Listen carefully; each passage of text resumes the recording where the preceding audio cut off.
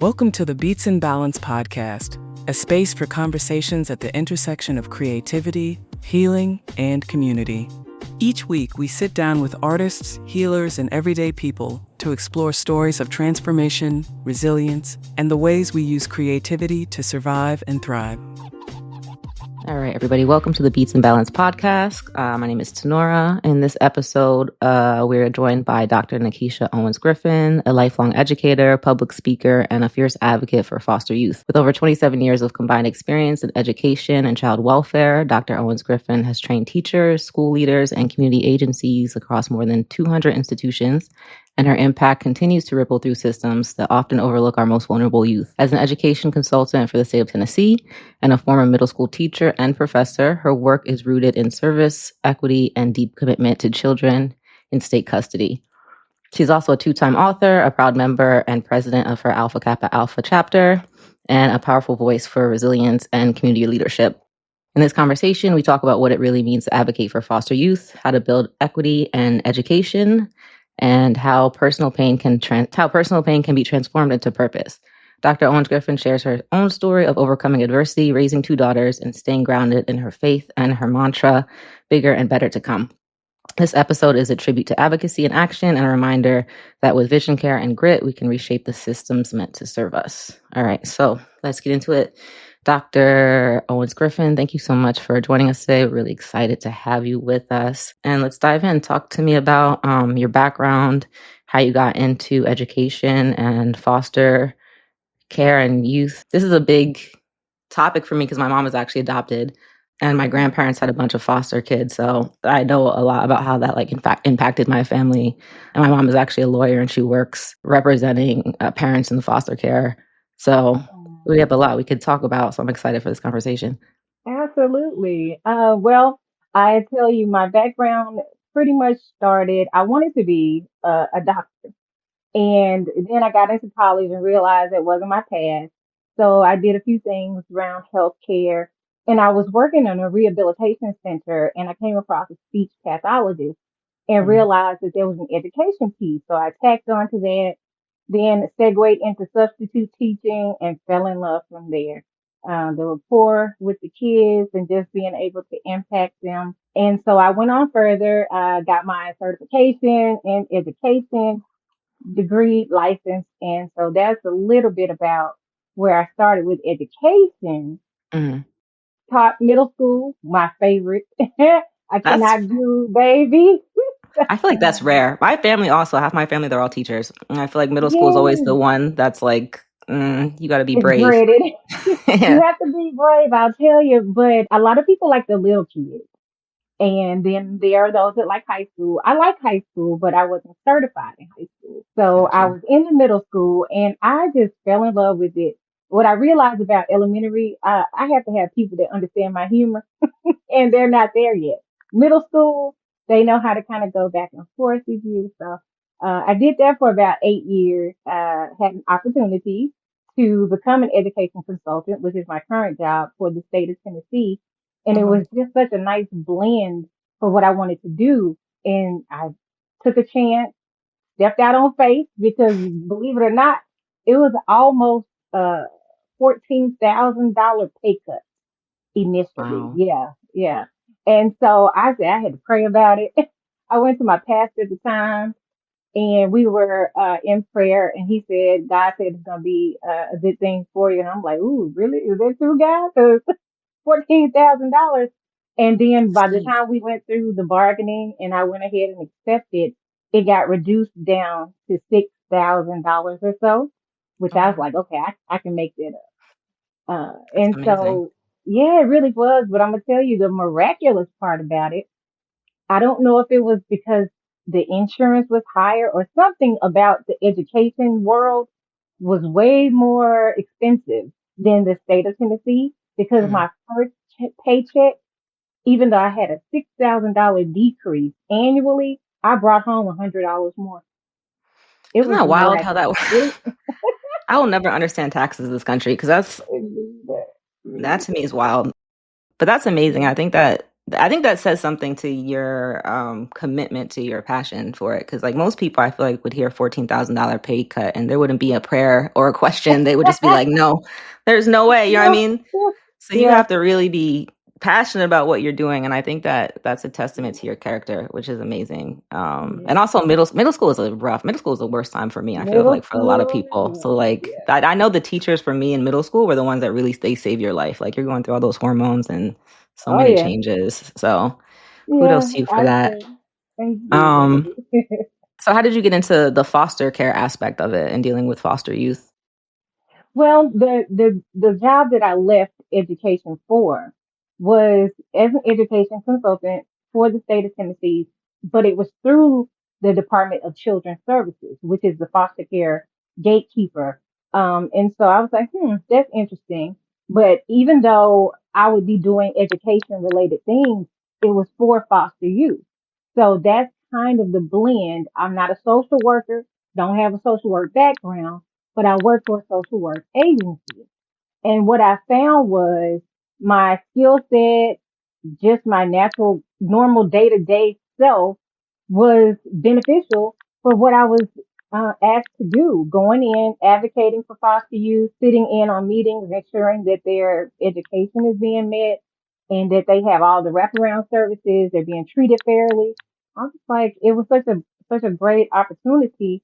It didn't even feel like a transition really. And so that's how I got into it with foster youth. And so additionally, my mom, she never had foster kids, but she was always one who used to say, I feel so bad. I think I might do that, anytime she saw a child on television. And Hmm. so she just grew up with that heart, and she too was an educator. And I grew up with her taking my clothes to school to give to the children, or her taking care packages and soap and deodorant. And so I grew up with that mindset with just a heart for children, and it just worked out beautifully. So I'm thankful, and I believe it.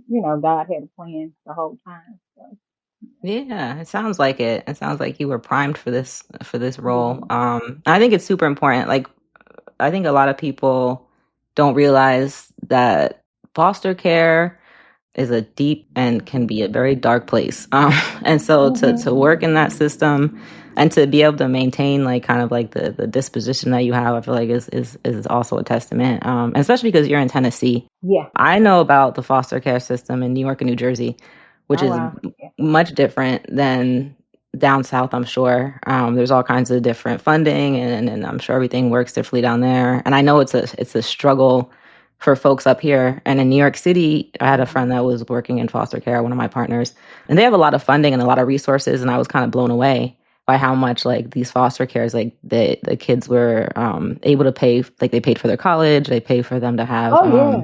health Oh care yeah. and all those things all the way through. So Yeah. it can be like a really beneficial program if you can work it. And if you also have like caring foster parents and a good support system, Yeah. there are benefits to it, which is something that I didn't really realize. Like I grew up kind of thinking about like the negative side of foster care, but there are Hmm. like beneficial programs and things. Oh yeah. Is it the same in Absolutely. down south? It is, and I'll tell you one of the, if not to make light of anyone's situation, but one of the running jokes that we have is that even if you're in foster care, one thing you're gonna come out with, you're gonna be healthy and you're gonna have fabulous teeth because they have the best insurance. They make sure that they stay on top of those dental appointments, those medical appointments. If there's any type of issue, there's mandatory follow up, and so that's one piece of it. But like you said, additionally, there are services and benefits that they can access outside of it. So, I mean, it's not, can't make up for all the trauma, but it is a nice way to kind of subsidize and look at how can we support you through the trauma. So yeah, there is a lot of funding. I will say they get a stipend, foster parents get a stipend, and of course you have those that are in it for, say, the money, but by and large, I think our foster parents, it just takes an amazing heart, as you know, to open up your home, your heart to those who may not even want to accept it or be able to even accept it at the time. They just want, someone to reach out and care, be there, and at least have a place to lay your head. Yeah. So yeah, we had a big issue here across our state and probably nationwide. I don't know, but in our state, when we ran out of foster homes, if you will, or we had more children than we could place in a quick amount of time, we have a really good placement team that they do it sometimes in hours, which is really Mm-hmm. phenomenal. They have that pool of people, but when they couldn't be placed and say the youth have to stay overnight until they find a permanent placement, we had a really bad case of students having to sleep in the office building. Oh And no. so, yeah. And so if they had to stay in the office buildings, the workers had to stay in the office buildings with them overnight, very uncomfortable, as you can imagine. Mm-hmm. And so through my sorority, I think a couple of years ago, I think 2023, we had an opportunity to do a service project where we raised sleep and care items and snacks for the youth. We had a goal of $1,908 worth of things. We raised over $10,000 worth of things in Wow, one day. Yeah. that's And amazing. so they had sleeping bags and inflatable beds, and so it was a really good thing, and they had a lot of snacks I'm because sure the they eat kids a love lot. that. Yeah, they Yeah. do. I mean, yeah, it's a rough situation to be in, but I feel like any little bit you can do to soften the landing for Yeah, them. I know my mom was signed up at one point doing training for like they have these emergency. So you're not like a foster parent full on, yeah, but like if they need the emergency placement for like a weekend or something. exactly. And Yeah, and and you'd I'm, be I'm surprised how bad that's needed. Yeah, yeah, I mention it like I'm saying I'm mentioning it just so people listening know that like if you're interested in fostering or helping out, there are other ways of doing it where you could, do emergency overnights. You don't have to commit to a full-on absolutely. foster parent situation. And also the kids do have these great benefits. So if you do want to help them out, you will know that their healthcare and their schooling and things like that can be taken care of. Because I know that one of the things that's definitely needed is better foster parents, like people that are Yeah. really in it for the kids. And I think a lot of people are turned away because they think, oh, it's going to be this much responsibility, or maybe I don't have enough money to support the kids. So for people out there wondering, there are ways to make it happen and to support these Oh kids. yeah. We want to get in there and make it work. Yeah. So tell me about your experiences. How has that shaped the way that you show up and advocate for foster youth today? Honestly, I think for me, you know how as you get older, you start learning various things about your personality. Some of the things I think I've learned at now 52 is that I tend to be really empathic when it comes to people. So I feel situations, and I'm also an Aries, so I'm able to kind of turn on, turn off, if you will.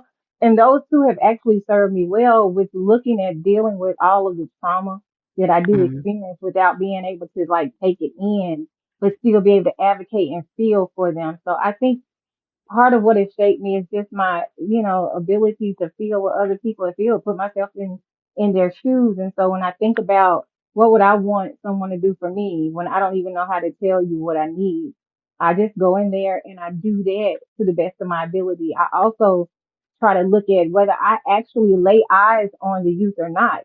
You'd be surprised with the role that I have. The case managers contact me about their a youth on their caseload that may have an education issue or something. I'll go in there and fight just as hard for that child and may have never laid eyes on them. mm, But the fact that he's in foster care or she's in foster care is enough for me. And I always say they're all our babies. I do this work with a counterpart, Kristen Harris, and the two of us cover all of Shelby County.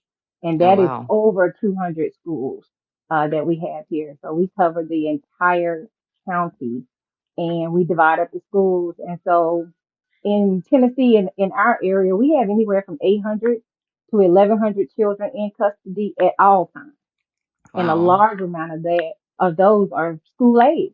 And so they're in school, they're coming and going, transitioning, going from school to school. Schools don't always want them. Mm, And we get it. We come with a myriad issues, that they have to deal with, missing records coming at various times in the school year. And so when a principal sees that coming, sometimes they're not always prepared or welcoming, or, it's just human nature. You don't want one more thing on your plate.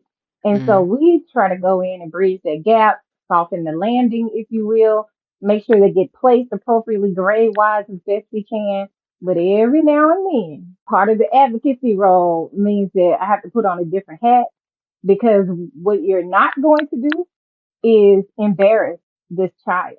or make them feel even more unwanted. And we have encountered schools where we do unfortunately have principals and sometimes secretaries and guidance counselors who may not always be equipped to understand and have empathy. And so what I did, I actually just did a training a week ago.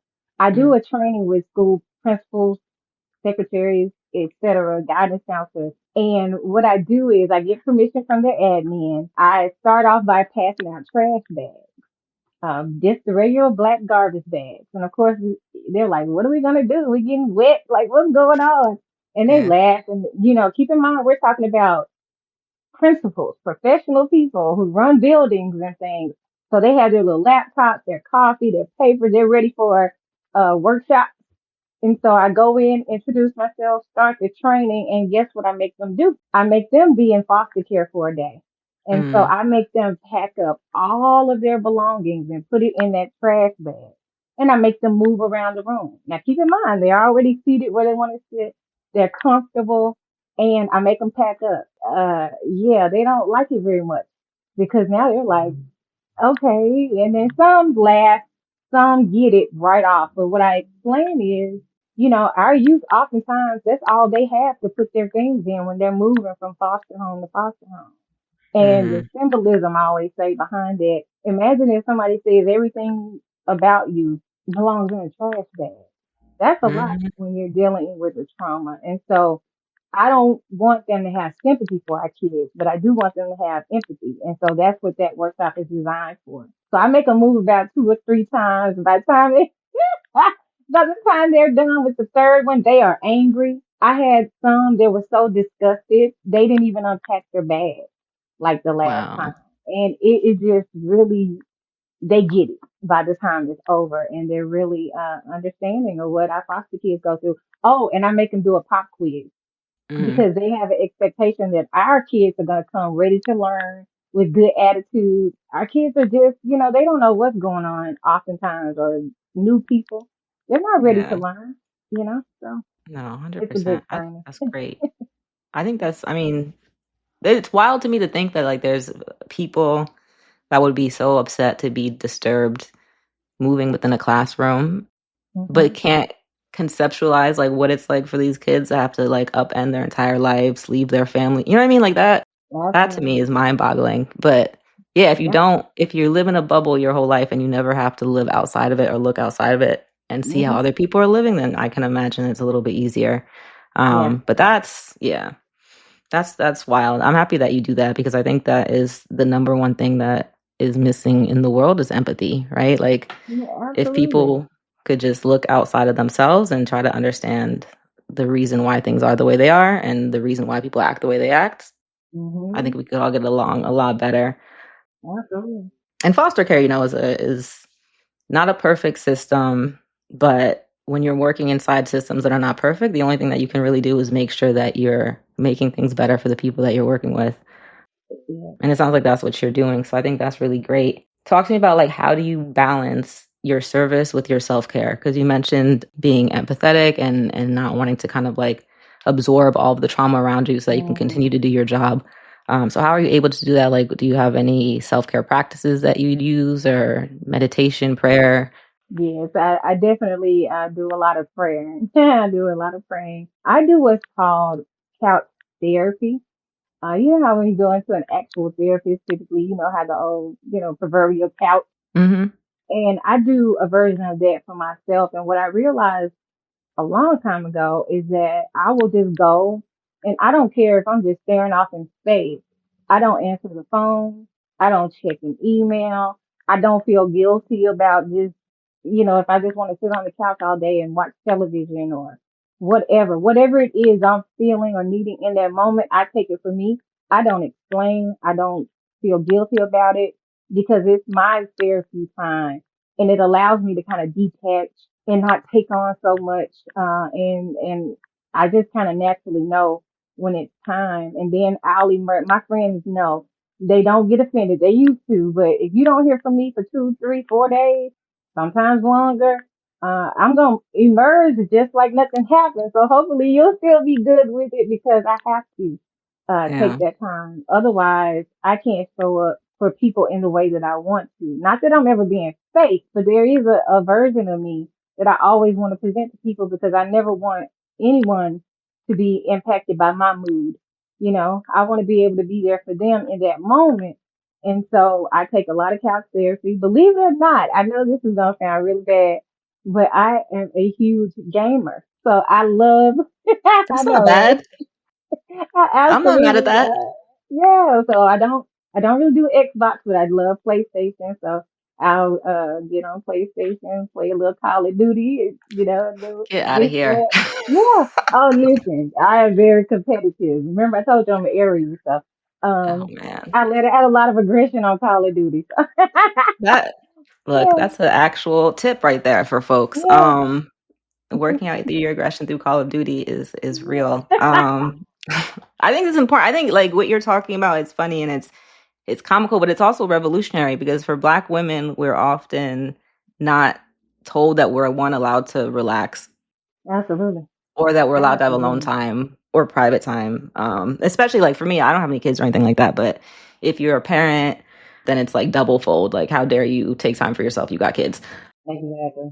And I think that's how we end up in these kind of trauma spirals and cycles is because nobody's ever able to kind of take care of themselves, and then it just compounds and compounds. So I think that's beautiful. So you're saying that you do couch therapy, but by yourself, like with no therapist, just like you take your you time. That's dope. Yeah, I've oftentimes thought about, you know, maybe I should see a therapist, but I think for me, because I'm also an introvert, I don't always, you know, it might not be therapeutic for me in that moment. Maybe some of the revelations that come from it, but the anxiety that I might, you know, gain from just that one-on-one interaction was odd about me. And maybe other people are like this. I can speak to hundreds of people have, it actually brings me alive. I thrive in front of like an audience and doing Hmm. trainings, but one-on-one interactions, I get a little anxiety there. I think large part because as I've gotten older, I've learned to share more of myself Hmm. without, I guess because I'm also a people pleaser. And so a Hmm. lot of these ways I'm trying to transition. So when I'm engaging with a person, I'm trying to speak your love language. I'm not allowing you to give to me, if that makes sense. And so No, I get that. when I think about just engaging with a therapist, I think I have more anxiety, but I definitely think anyone who needs it should take it because my friends use me for talk therapy. They call me, oh, I Sure. got this issue.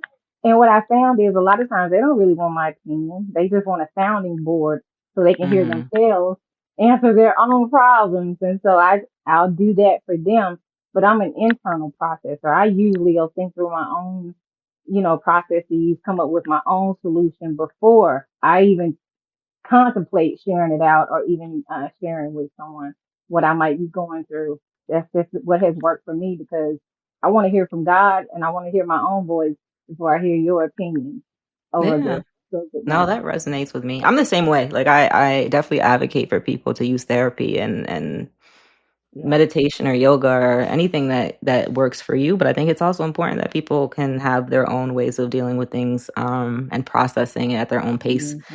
And I'm the Yeah. same way. Like I'll disappear for a minute and nobody will hear from me. And by the time I'm back, I'm good and everything is straight. And it's no, Absolutely. offense or disrespect to anybody. But it's like I gotta sit with myself and figure out what's going on in Mm-hmm. here so I could show up right out there. And that to your like it's not a fake thing. Like it's not a performance. It's still that I don't have to perform. Exactly.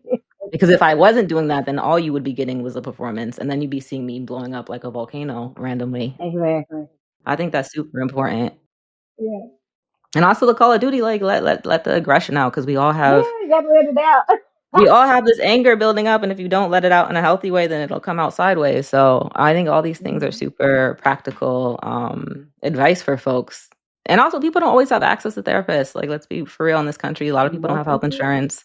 A lot of people don't have job security. So Mhm. there's definitely no shame with figuring out what works for you. Mhm. I think that's huge. And I think for Black folks and for Black women, therapy can be intimidating for many reasons, right? Like Mhm. not always trusting other people. Absolutely. Some people have had bad experiences with the state and therapists in that kind of situation. So it might be Mhm. triggering for them to have to be in that situation. So It's definitely not a one size fits all thing. As long as you're taking care of yourself, I think that is key. That's the key. Yeah. All right. So let's talk about your mantra, right? It's bigger and better to come. Where did that come from? And how does that shape your outlook on the world? Right. Bigger and better to come. I think pretty much summarizes my entire outlook on life. I'm a very optimistic person. Humor. Humor is very big in my world. A lot of my friends accuse me of always looking at the bright side, but that's my natural go-to. So I'm very optimistic by nature. And so no matter what's going on or what accomplishment has taken place, the idea of bigger and better to come, one keeps me moving forward and keeps me in a place of not remaining complacent with whatever accomplishment has taken place, but also just knowing that there is bigger to better to come if I keep my mind and focus in the positive. And what I've learned is I don't think I knew it before serving as president. So currently I am serving as president, and with any type of leadership role, oftentimes you can encounter the politics. You don't always get to just get in there and do the work. Mm-hmm. No, it's a lot of politics. And I don't think I was prepared as much for how much people are hurting. Mm-hmm. Hurt people. How much people complain, how negative people are. I was not prepared. I thought everybody was living their life like me, like every day, every day's not perfect, but I don't complain. And so bigger the better to come was a mantra that I just kept putting forth with them, trying to keep everybody focused so we don't continue this downward spiral of complaining. And so what I try to build is a community of people, at least in the time period that I have them, that understand I don't want to hear all the ways why we shouldn't do something. I want you to Mm-hmm. have the mindset of all the ways we can make it happen. One, because you keep your mind positive. The negativity for me has been like the most draining. And so that took a little time for me to understand hurt people hurt people. Everybody's coming at different places and you have to meet people where they are, give them what Mm-hmm. they need. And I also was not prepared for the amount of people who just don't like you for no reason at all, just because. Yeah.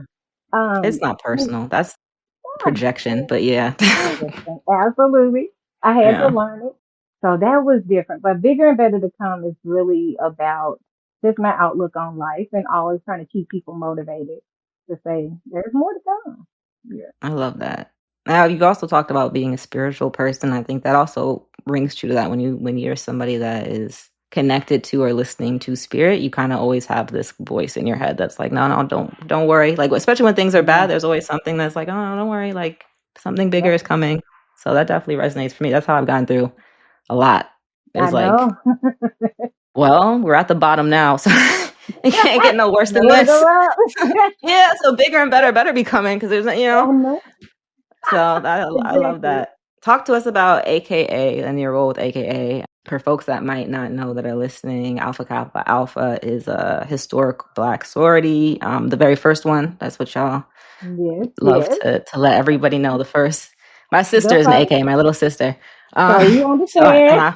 I was a cultured pearl in high school, an AKA cultured I pearl, so baby AKA, love but it. I didn't Yes. pledge in college. But I know y'all. I got love for Come on y'all. over. Come on over. I got love for the pink and green. I know y'all. But yeah, talk to us about that. I feel like when I was a kid growing up, and my mom had me at 17, and then she went to Howard University, so historically Black Mm, school. So I was on that campus with her as a child. So I mm. kind of grew up in that Yeah. uh seen and had that kind of very strong understanding as a little kid about how important it was to have these Black organizations professionally, culturally, community wise to kind of help you Mm-hmm. survive the structures that we're in that aren't always meant to keep you afloat. You know what I mean? Like as Black Mm-hmm. people, sometimes you gotta work a little harder and make sure you have a strong community to get to where you want to go. Absolutely. So how has that helped you in your life, your affiliation with AKA? Is there stuff that you guys like, have going on now that you want to plug and talk about? And yeah, just like what has that experience been like for you and what do you recommend to folks that are thinking about joining potentially? Absolutely. I think for me, I too had like a high school affiliation where they had, a mentor group. And so that was my initial exposure. And being, an introvert and at the time kind of shy, it helped me to come out of my shell, allowed me to have a little bit of exposure to see what was I good at. Cause I can hold a note, but I'm not a singer. I Mm-hmm. can, I don't have two left feet, but I'm not a dancer. So I was trying to just find my little niche and see what talent that I had. So it allowed me that opportunity initially. Obviously, there's the idea of sisterhood and things for some. There's networking for others. I think for me, it was just being in a place, being able to contribute whatever it was that I thought was my gift or talent at the time with a group of people that seemed to appreciate it. And I felt like I was doing something because there was always some service project or activity or even if it was just, hey, we're doing this event, we need someone to help break down the setup or, I was contributing. And again, just growing up being a people pleaser, I just always want to lighten the load for those around me. There was plenty to do with Alpha Kappa Alpha. And then I ended up taking a little hiatus after I had my daughters and, life was life. And Mm-hmm. so took a nice break. It was a few years, at least about 10 almost. And then got back into it as a charter member for the chapter that I'm with now, Alpha Alpha Gamma Omega. And so that's kind of how I got back into it. And it's been nonstop since I would say 16. We started in about 2018, we were chartered. And so I just kind of moved through, the ranks, if you will, various committees. And so it has been a really beneficial experience for me in helping me shape what it is I'm good at. Mm-hmm. And then exercise that and just learning the ins and outs and refining me in that way and affirming me, believe it or not. And so it's been really, really, really beneficial. And so, my current role, like I said, as president has been really good as well because I've been able to represent on a different level and see, different views of how it all ties in together. Like you were saying about, just our reach and impact. Sometimes when you're doing the work and in the trenches, you don't get to see the panoramic view and the reach that you have. And so that's been really good. Alpha Kappa Alpha definitely is looking to, be of service. Most recently with the elections, we had a huge hand in that for obvious reasons with our efforts there. And Mm-hmm. it's just been really fulfilling. And so I think because it's a 2 year term and I'm coming to the end of the 2 year term, and I'm thankful because it's been work, but I think it's just been a great experience for me.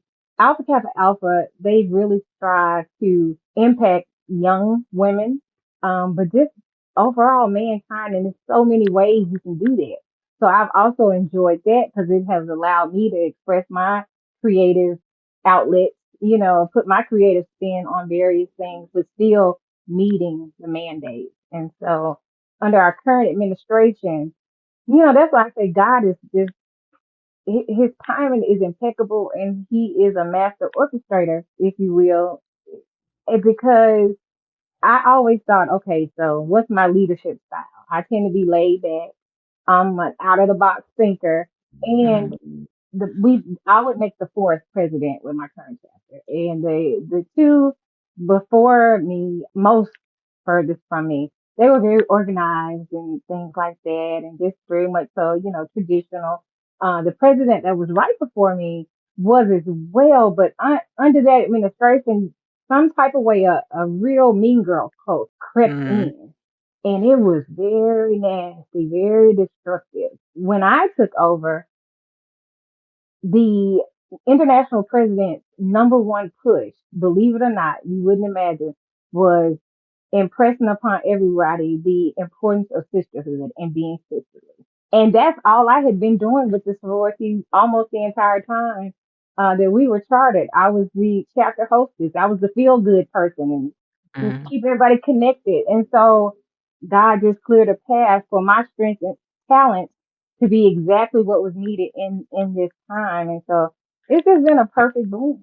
I would encourage anyone thinking about any sorority or any group to jump in, even if it's just a medical professional group, get Yeah. involved because you'd be surprised. Yeah. Yeah, I love that. I think that a lot of people don't realize how much service that these sororities and groups do and the history behind it, the Yeah. legacy that it I think for Black people especially because of our history being kind of stolen from us to have these organizations that have a long history. It helps you to kind of have that pride and that legacy and that Absolutely. history. I think the reason that and there is the misconception or the stereotype of AKAs being a little bit stuck up and mean girl Uh-huh. and mean girly, and that's one, Yeah. that's one of the reasons that I didn't join when I was in college because I was afraid of that. Like, but to be honest, completely honest with you, I've not ever come across an AKA that has treated me that way. There is that misconception, but Right. every time, especially the older women that I've come across, they've always with open arms been like, "Girl, what do you need? How do you like? What can I do for Yeah. you?" It's always been this sense of like we have each other's back. Mm-hmm. If I name drop that I was a cultured pearl, or if I, Mm-hmm. even if I don't, they just see like a Black person and I'm the only Black person there, then it's always been all love. So I kind of have regrets about not joining. And also because I see people that I know now with the not just the networking in terms of having like somebody to help boost you in your career, but just having somebody you can talk to Mm-hmm. when things are stressful and you're dealing with trauma and Mm-hmm. other people in your job might not be able to relate to that. Um, Absolutely. Yeah. I think having that kind of community can be super helpful to your mental health because we are often Mm-hmm. out here struggling by ourselves. Um, Absolutely. yeah, Absolutely. so I used to be an AKA hater, but now I'm now now I'm completely turned over, and I have a lot of love for y'all and for all Black organizations that are building community and all organizations in general that are building community because I think that that is also what the world is missing is there's a lot of divisiveness, but we need Absolutely. more connection. So I love that. I love that you guys are staying active and doing all these things. Before we wrap up, is there anything else that you want to talk about? Is there anything that you have coming up that you want to plug?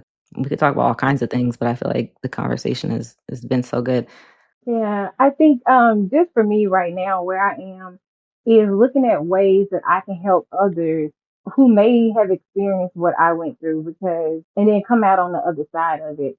I know we didn't really talk a lot about it, but like people would know I was married for 7 years and I had prayed to God for my husband and things like that. And I believed I was celibate. I mean, I did all the things and Mm, I was blessed to meet at the time a gentleman I thought was, good. We had a great marriage, rarely fought, and then all of a sudden things went left. And mm, he, cheated or whatever, went out, got married while I was still married to him. Yeah, we didn't get a divorce. So it was really interesting. wow. So he was living with another woman, left me with 2 kids. Just the way that I navigated through that and made it out on the other side. I chronicled those experiences throughout for years, and I finally put it in a book. Pretty much at the Talk point to of us about your healing. books. Yeah, because you're a two-time Yeah, author. That's the one yes. thing that we didn't get into. Oh, that's okay. The book that chronicled that situation was called "Insult to Injury," memoir of a Christian woman scorned. Because at the time we were both really into church, and he was a minister. We thought we had this great Christian life, and when he did that, it was really disorienting because I'm like, okay, wait a minute, God, I thought this was the person you blessed me with, and we're supposed to be living for you. So I had to understand that people are people, and while still being a mother, that I had to be and show up for my kids, and just wrapping my mind around how could this even happen.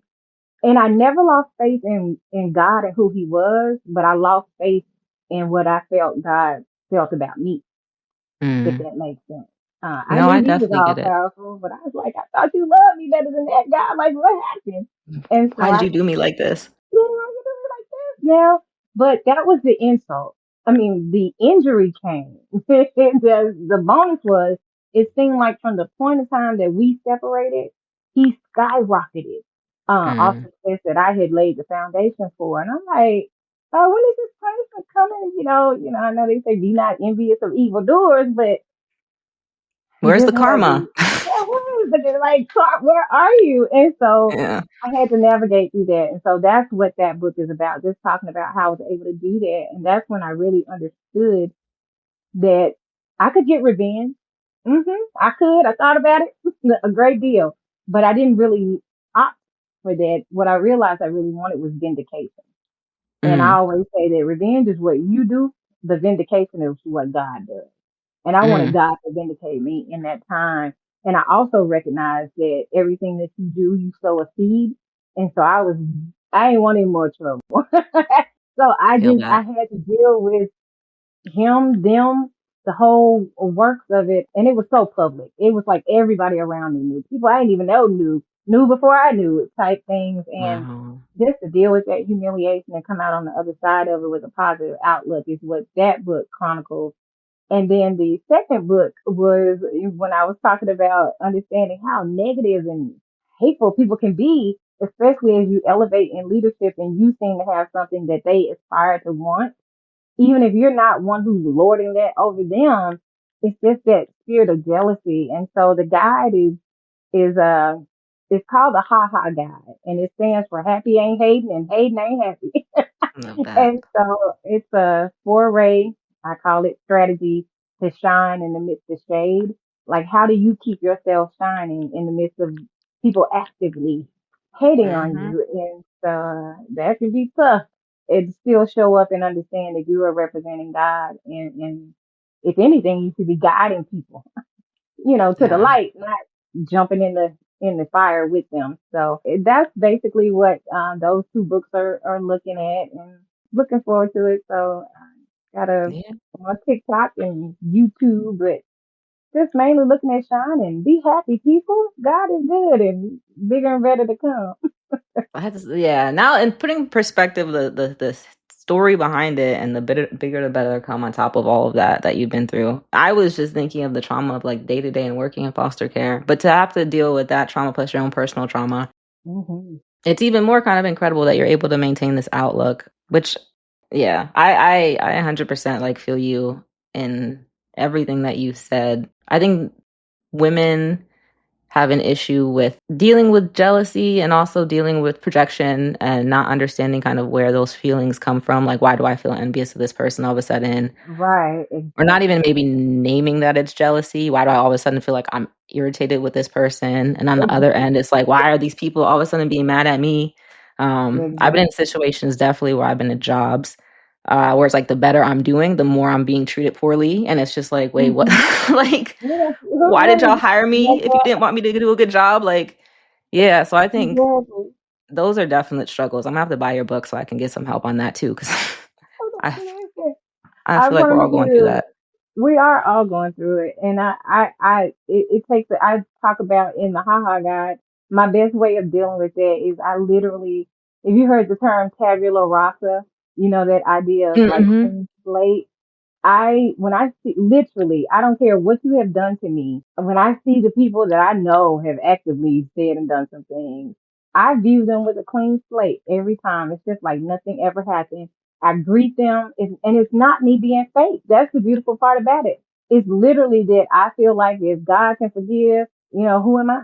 Who am I to Wow. hold a grudge? So, and some of them, believe it or not, I said I've turned some haters into fans, Mm. because they know and feel that I'm really genuine in what I'm doing when I'm engaging with you.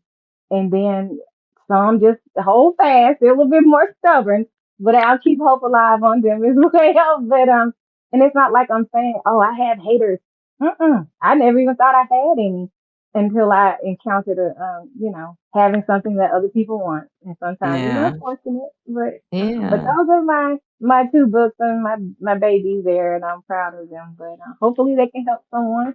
No, So I think yeah. definitely. Yeah, you just helped me right now with what you just said because I'm like, yeah, that I know that term and the idea has always been one that I thought was great, but like not did I ever think about putting it into use in that way of like, Yeah. wow, like because I'm like, damn, like there's some people that I'm like, I don't know if I could do that, Hmm. but I think it is a practice to have because it's true, like nothing that anybody does really should affect you because it's not really about you. Exactly. It's not. And it can be hard to realize that. But I think that's incredible. Let me ask you one question. How do you Mhm. keep from being jaded? Like how do you Mhm. how do you keep from yeah, I guess being like having these experiences with people and not letting fear get in the way of preventing you from having new experiences with other people.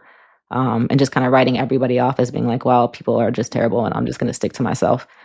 Yeah. I think for me, I had a friend that explained, you know how we always talk about emotional intelligence. And what I realized, I heard her say once, your EQ, emotional intelligence, your emotional quotient is equally as important as your IQ. And what I realized was that we just have a lot of people who don't have a high emotional intelligence. And, there's no, I'm not being derogatory, but I just realized it. And I realized that I happen to be one who does. And so I just try to approach everyone trying to see where they are on the scale and understanding that you never know what someone else is going through. Like you said, projections, it may not be personal or they may have come from a background where that's all they know. So I just take each person on an individual case by case basis, understanding that even if it is personal, that before I get ready to, click launch on my nuclear attack, I have to remember that it's a seed that's going to pop up somewhere. And Mm-hmm. so I have children. I have now my first grandbaby. She's 8 months old. Oh, And I just don't want anything to come back that's going to bloom that's not good. So I'm looking for good karma to come back, good I feel rewards, that. good seeds to blossom. And so that's really what keeps me from being jaded. Really, I don't take a lot too personally. When I feel like I'm getting to that point, that's when I do the couch therapy. That's when I'm on the Call of Duty. That's when I say I need to take a minute because I'm too invested. I found that I had a group, even, as president, you do want a group that's going to support you. And I had a group and, we'd be calling, did you see what they said? Did you hear what they did? And I started noticing that whenever I'm engaging, I'm doing nothing but complaining or talking about Mm. what someone did. And I said, no, I had to stop myself, break off that communication, not because of them, but because of who I was becoming. And so that helped a lot. So just know yourself and know your triggers. Love that. Yeah. Very, very sage advice that I think will help lots of people. It's definitely helped me. It's like things that I know, but it's like, yeah, like I need to put into practice in these ways. So thank you for Yeah. that. Because it can be hard out here. People hurt your feelings, Yeah. and it's easy to be like, all right, I'm gonna just go into my turtle shell. Hmm. So yeah, I think that's great, great advice to just meet people where they're at. Don't take anything personally. Exactly. Kind of keep it moving, and bigger and better to come, right? Like as you say. Absolutely. Yeah, I love that. Thank you, thank you, thank you so much for being here today. It was a great conversation. Absolutely. Have a great time. Wishing you all the success and luck and good fortune for you and your family. Tell the Thank people one last you. time, like your TikTok and your website where they can find you and your books. Okay. TikTok is the Ha Guide. That's H.A.H. And I think that one is underscore H.A.H Guide. And then the YouTube is H.A.H and it's hyphen H.A.H Guide. So Guide on both. And yeah, look forward to engaging. I'm not really into the content creation, but I just think it's time in a season where everybody just needs to raise their vibration and just love on each other. So that's what Most I'm trying to do. definitely. Yeah, I love that. And we'll also put that down in the show notes so people will see the links. And we'll put your books You. there too so folks can go and purchase them and get right with their life. Um, Thank you so Okay. much. Thank you. Beats and villains, we move with grace, healing in rhythm. At our own pace, our vibes stay sacred, our roots run deep.